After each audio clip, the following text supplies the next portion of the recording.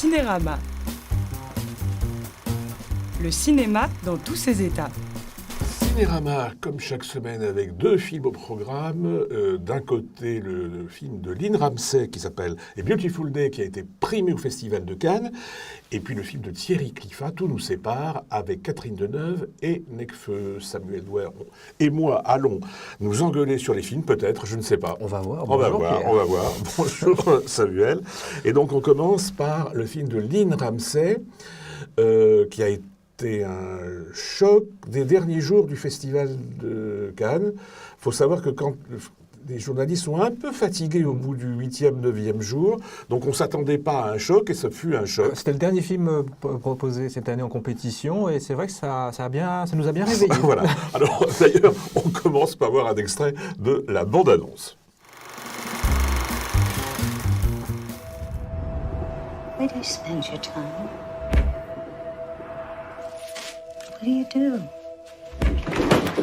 All day long. It's done. Man called. He wants to see you. State Senator Albert Fato. He doesn't want to get the cops involved. He wants to meet you. You have kids, Joe? Nina. Her name is Nina. 235 East 31st Street. I've heard of these places. If she's there, I'll get her. Cleary said you were brutal.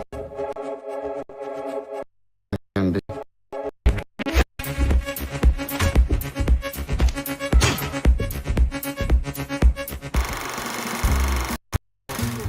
Ramsay est une réalisatrice assez étrange qui a déjà allé à Cannes et dont on peut dire qu'elle veut choquer un peu les spectateurs. Oui, c'est un peu le principe, c'est un peu une mise en scène à l'estomac, qui n'est pas forcément un défaut. Ça sert vraiment à frapper les esprits. Et il y a une petite dimension de provocation dans le choix de ses sujets. Le précédent film, c'était We Need to Talk About Kevin, qui était le portrait d'un enfant monstrueux, quoi. Mais vraiment, c'est quasiment ce qui n'est pas la mode, parce que généralement, là, c'était vraiment l'enfant coupable de tous les crimes horribles. Enfin voilà, donc c'était un film assez dérangeant et en même temps très impressionnant graphiquement sur le plan de la mise en scène. Et qu'on retrouve là, d'ailleurs. Et c'est toujours le même principe dans A Beautiful Day. Là, l'enfance est plutôt victime, mais sur la mise en scène, voilà, c'est vraiment un travail très impressionnant et sur l'image et sur le son, quoi. Donc il y a très très peu de dialogue. Le scénario est assez squelettique, on va dire, ce qui n'a pas empêché d'être primé à Cannes. Donc ça fait partie des mystères des palmarès. Mais effectivement, il n'est pas squelettique parce qu'en même temps, il reprend. Moi qui suis fan de films noirs et de romans noirs, c'est un peu l'intrigue classique. C'est un type qui reçoit une mission qu'il va accomplir plus ou moins bien et en causant plus ou moins de dégâts. Oui, il y a à la fois ça, et puis ça décalque un petit peu le scénario de Taxi Driver de Scorsese, c'est-à-dire un personnage un peu solitaire, pas très bien dans sa tête, on va dire, et qui doit sauver une adolescente des griffes d'hommes qui sont très, très mal intentionnés à son égard. Voilà, c'est ça. Oui. Qu'est-ce qu'on peut dire ? Pourquoi ça a marqué tellement la fin de ce festival ? Alors, déjà parce que le film est quand même très violent, même si, c'est vrai que dans mon souvenir, j'avais vraiment des images d'ultra-violence, et en fait, c'est très, très bien fait par la mise en scène, c'est plutôt hors champ, en fait. On voit plutôt la préparation du coup et le résultat final, mais pas le coup proprement dit. Et il faut savoir que donc, le personnage de Joaquin Phoenix n'utilise qu'une seule arme, mais l'utilise très bien, c'est un marteau. Et donc, avec ça, il fait beaucoup de dégâts. Donc, Mais je me demande si la peur et l'angoisse ne naissent pas aussi de la présence massive de Joaquin Phoenix. C'est-à-dire qu'elle en joue, parce qu'il a encore un petit peu épaissi, là, il est assez énorme. Voilà. Et le fait, en effet, de cette masse qui s'acharne sur les méchants à coups de marteau, ça provoque quand même une peur là, c'est presque irraisonnée, mais quelquefois raisonnable en même temps. D'autant plus que le film est ponctué de brefs instants, on a l'impression que ce sont des hallucinations, en fait, ce sont plutôt des souvenirs traumatiques du personnage qui a un passé assez compliqué, on va dire, et qui donc, on comprend très vite que le personnage est quand même un peu psychotique d'une certaine manière. Et donc voilà, ça renforce le côté angoissant de ce personnage, quoi. Mais c'est presque d'ailleurs une question morale. Est-ce qu'un psychotique peut rendre le bien? Parce que c'est ça. C'est à partir du moment où lui-même est non seulement psychotique, mais enfin, il y a des choses à se reprocher aussi, quoi, d'une certaine façon. Et finalement, ça devient celui par qui la justice arrive, en quelque sorte. Oui, puis il y a une ce qui dimension... est très Lynn Ramsay au point de vue ironie Voilà, sur la morale. Si on pousse un peu plus loin, c'est presque un Saint-Christophe aussi. C'est-à-dire qu'il y a une scène où il porte l'adolescente qui doit secourir. Et voilà, il y a son côté... voilà. Il est entouré par le mal et il essaie malgré tout de faire le bien. Mais c'est au cœur de ce mal que quelqu'un qui est peut-être tenté par le mal aussi ou qui a été tenté, arrive à se sauver. C'est presque un thème à la Dostoïevski, d'une certaine complètement. façon. Même si je ne suis pas sûr que Lynn Ramsay soit vraiment dans cette Dostoïevski. logique-là. C'est peut-être plutôt nous qui voyons ça. C'est vrai que le film, voilà, j'aime beaucoup le film parce que c'est vraiment une expérience de spectateur très, très forte, comme tous les films de Lynn Ramsay. Et c'est peut-être au niveau de ce que ça raconte, du scénario, que je trouve ça peut-être un petit peu léger. Mais le film est vraiment, vraiment très impressionnant. Il faut dire aussi que là, on est tous les deux d'accord. Le film a aussi provoqué pas mal de rejets. À Télérama, il y a 2-3 personnes qui sont sorties en disant « mais qu'est-ce que c'est que ce film? Qu'est-ce que c'est que cette réalisatrice ?» Oui, qui était prêt à régler le sort de la réalisatrice à coups de marteau, d'ailleurs. Mais oui, d'ailleurs, oui, le film à Cannes, il y a des gens qui sortaient qui n'étaient pas bien du tout. Certains sont partis en cours de projection, parce que, voilà, on dit qu'il y a de la violence, il y a aussi une atmosphère vraiment très, très oppressante. Oui, parce que la violence, elle est partout, tandis que là, c'est vraiment l'angoisse et la noirceur. Le film est très noir. Hein, il est noir, il est asphyxiant. Il y a une musique aussi, très, très, très belle musique de Johnny Greenwood, le guitariste du groupe Radiohead, qui joue vraiment voilà, sur cette dimension un petit peu abstraite aussi, et qui se fait, c'est très fort dans la musique, c'est qu'au bout d'un moment, que le personnage s'humanise un petit peu, la musique accompagne ça de manière vraiment très élégante, avec du lyrisme. C'est vraiment ça fait partie de la réussite du film, ce que je disais sur la bande-son aussi. La bande-son est formidable. Non, mais voilà, autrement dit, on a l'air de prévenir ceux qui nous écoutent en disant attention, mais c'est vraiment glauque. Ah oui, voilà. oui. Voilà. C'est un si film, vous aimez La Mélodie du Bonheur et Mary Poppins, non, vous oubliez ça. C'est pas la peine. Et puis, il faut dire un mot quand même de Joaquin Phoenix, donc il y a sa présence. Qui a obtenu le prix. Et là, pour le coup, ce prix-là, je pense qu'il est mérité, parce qu'il est vraiment très, très impressionnant, dans un rôle quasi mutique, ou pas loin. En plus, il amène ses rôles précédents et peut-être son mal-être, parce que c'est un acteur, on sait, qui n'est pas toujours très bien, et je trouve que voilà, il amène vraiment quelque chose de très très fort. Mais alors là, c'est toujours l'éternel problème. Est-ce qu'il joue, ou bien il se contente d'être, et on a récompensé quelqu'un qui avançait dans le film, impassible. Ah non, je pense qu'il y a les deux. Hein. C'est-à-dire que vraiment, c'est une vraie composition, mais vraiment qui est nourrie de tout son passé, de ses propres traumas à lui. C'est très acteur studio, hein, je pense, comme jeu. Mais moi, il m'a vraiment beaucoup impressionné, quoi. Et je sais qu'il peut être très agaçant, Joaquin Phoenix, il peut en faire des tonnes. Là, il en fait. Moins. Enfin, curieusement, il en fait des tonnes dans les purs, en quelque sorte. Ce qui est un peu ça. Enfin, vous êtes prévenus, c'est un beau film, mais avec une certaine noirceur. Voilà. Alors, noirceur aussi nettement moins traumatisante avec le film de Thierry Cliffat qui s'appelle Tout nous sépare. Il y a Catherine Deneuve, il y a les débuts de Necfeu au cinéma, il y a Diane Kruger, et on commence par voir un extrait de la bande-annonce. On a baisé, ça y est, t'en fric, j'ai mon matos. Bah ouais, on regarde mes yeux, tu vois de l'amour là? Regarde-moi, je te dis, tu vois de l'amour là? Promets-moi que tu ne me verras plus. Jamais promettre, jamais décevoir. Je ne veux plus que vous voyiez ma fille. C'est à elle de décider, non? Elle a pas 15 ans. Julia elle-même, tu peux rien, c'est comme ça. Elle est accro. C'est important pour toi qu'elle me voit plus? Oui, très. 30 000 euros et je disparais. Je suis un ami de Rodolphe. Qu'est-ce que vous voulez? 30 000. Et après? Comment est-ce que je peux être sûr que vous allez pas me faire chanter encore? Tu peux pas, justement. Je sais pas, tu vois mieux comme solution pour réparer vos conneries. Ça va? Comment vous avez pu vous mettre dans une galère pareille? Je suis venue pour signaler une disparition. Je suis sûre qu'il se passait quelque chose. Parfois, quand je me réveille dans la nuit, j'ai l'impression que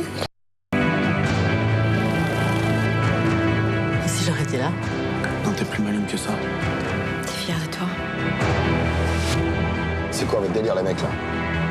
C'est quoi ce jeu? Je suis sûre que c'est la bonne décision qui reviendra pas. C'est pas un jeu, tu crois que j'ai l'air de plaisanter, là? Ce qui est bien avec Thierry Cliffas, c'est qu'il aime vraiment les comédiens. Dans son premier film, il y a quelques années, qui s'appelait Une vie à t'attendre, il y avait non seulement le couple Nathalie Baye, Patrick Bruel, mais il y avait toute une série de seconds rôles. Il y avait Anouk Grimbert, il y avait Michael Cohen, il y avait Daniel Darieux, qui l'entourait vraiment de sa tendresse, à tel point que quelquefois il n'arrivait pas à couper ses scènes, tellement il voulait leur donner une scène à poursuivre en quelque sorte. C'est un peu la même chose là. C'est-à-dire qu'il aime visiblement les 3 comédiens qu'il a engagés pour ce polar. Et les quelques autres qui gravitent autour, parce qu'il y a quand même pas mal de personnages. Il y a Nicolas Duvauchel, qu'on voit au début du film, et des comédiens moins connus aussi. Mais voilà, c'est un des charmes du film, c'est effectivement cette attention portée à tous les comédiens, quel que soit leur statut, quelle que soit l'ampleur de leur rôle aussi. Voilà, ça, c'est bien.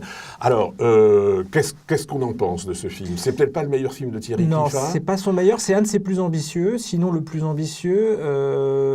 Moi, j'aime bien l'ambition de faire un mélodrame noir ou un film noir mélo. Enfin, je ne sais pas très bien dans quel sens le prendre. Ça, c'est plutôt bien.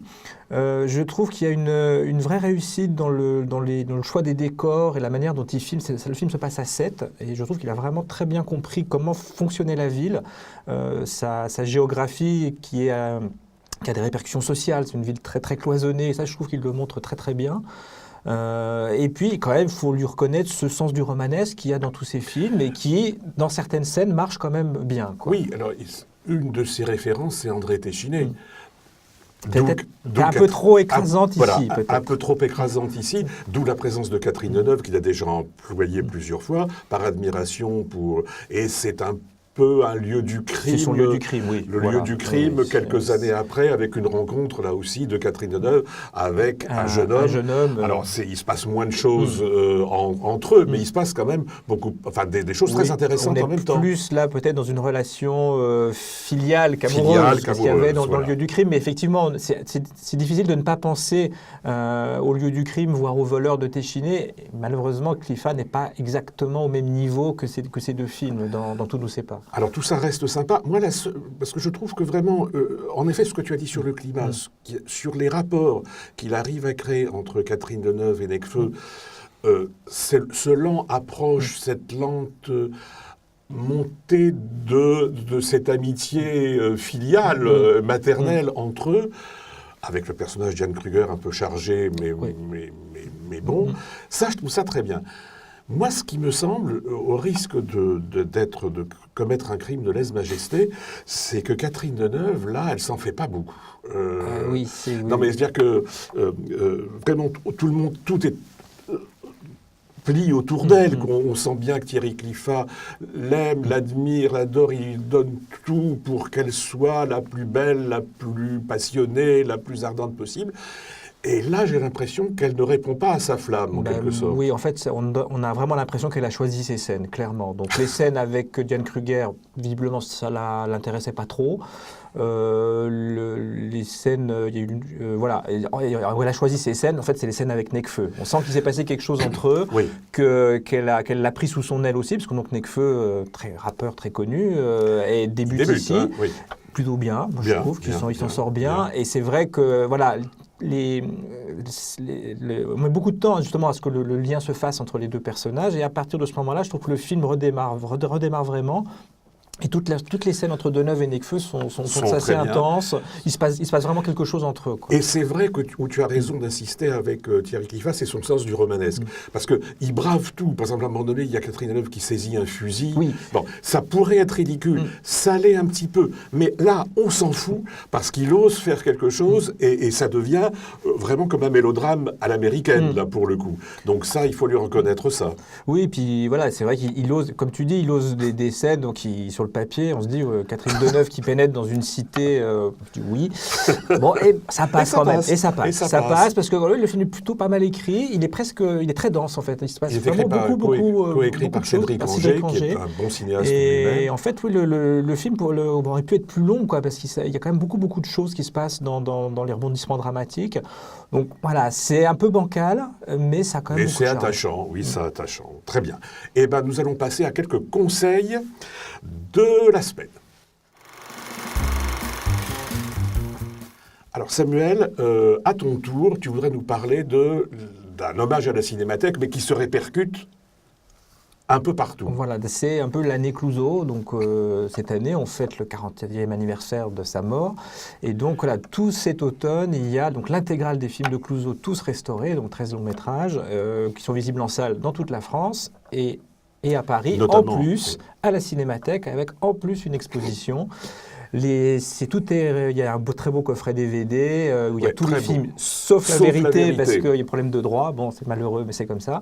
Voilà, et donc c'est l'occasion de revoir dans les meilleures conditions possibles l'œuvre de ce cinéaste. Alors, très inégal quand même, faut le reconnaître. Il y a pour moi un chef-d'œuvre absolu qui est Quai des Orfèvres, qui est vraiment, que j'ai revu il y a peu de temps. Vraiment, c'est magistral de bout en bout dans l'écriture, la réalisation, l'interprétation des acteurs.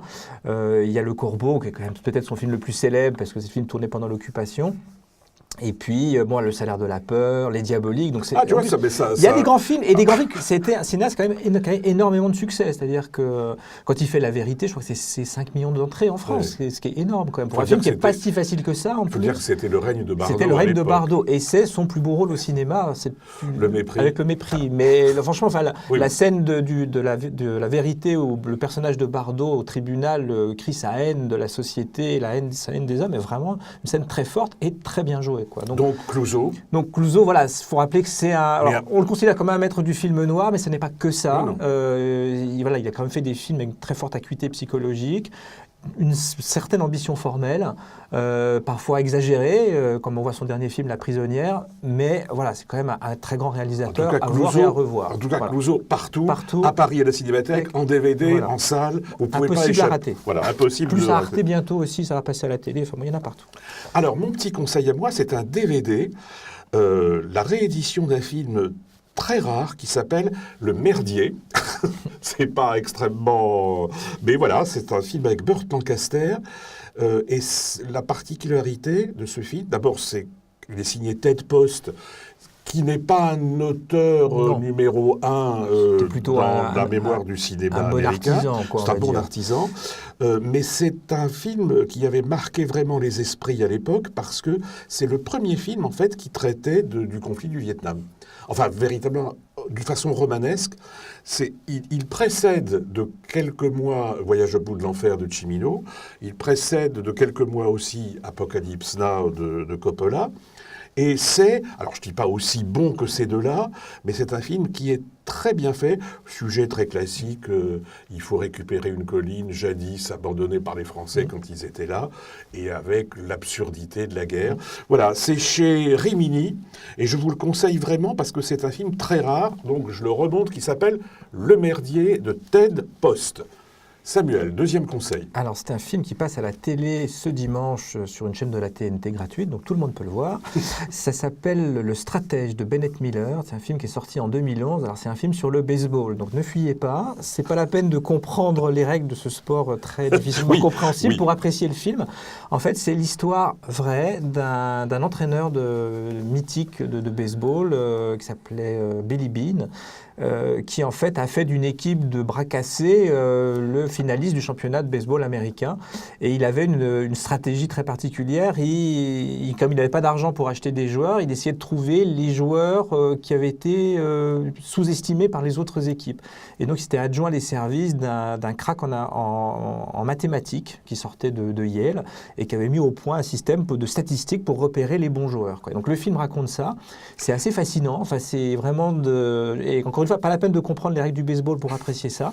C'est aussi un portrait de l'Amérique et de l'obsession de l'argent qui gouverne l'Amérique. Et donc c'est vraiment un très très bon film, très bien écrit et très bien joué par Brad Pitt dans le rôle de ce fameux entraîneur. Parfait. Et c'est sur numéro 23 ce dimanche. Oui, parce que je n'ai pas dit le... Oui, à 20h55 sur numéro 23 dimanche.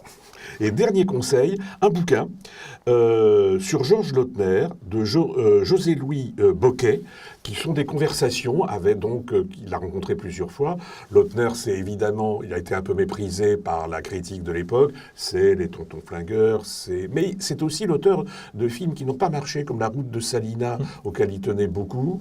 Et bon, c'est pas historique ce livre, mais il est vraiment très très très très plaisant, parce que Lautner s'y livre vraiment le plus franchement possible. Il raconte des tas d'anecdotes. Oui, qui sont assez marrantes quand même. Extrêmement drôles, comme quoi Delon lui en avait beaucoup voulu. Il avait tourné des films avec lui, mais Delon en avait beaucoup voulu quand il a commencé à proposer des rôles à Belmondo. Donc il lui a pas pardonné de tourner avec Belmondo. Et puis il raconte les ruines de certains producteurs, les caprices de stars. Donc vraiment, on lit ça de façon très très très plaisante, et ça rappelle tout un pan du cinéma commercial qui fait la joie de tous les cinéphiles actuellement quand ça passe à la télé. Il y a des beaux hommages à Mireille d'Arc, puisqu'il a fait beaucoup de films avec elle. C'était son actrice de chevet, et il en parle avec beaucoup. Il en dit des beaucoup très belles choses. Ouais. Voilà, donc c'est conversation avec Georges Lautner, José-Louis Bocquet, aux éditions de La Table Ronde. Eh bien, merci Samuel. Merci Pierre. Merci à ceux qui nous ont regardés. Et ben la semaine prochaine, nous parlerons d'un film de Todd Haynes, qui était lui aussi à Cannes, Le Musée des Merveilles. Et nous ferons allusion aussi au nouveau film de Guillaume Gallienne, après son triomphe, qui s'appelle Marilyn. À la semaine prochaine.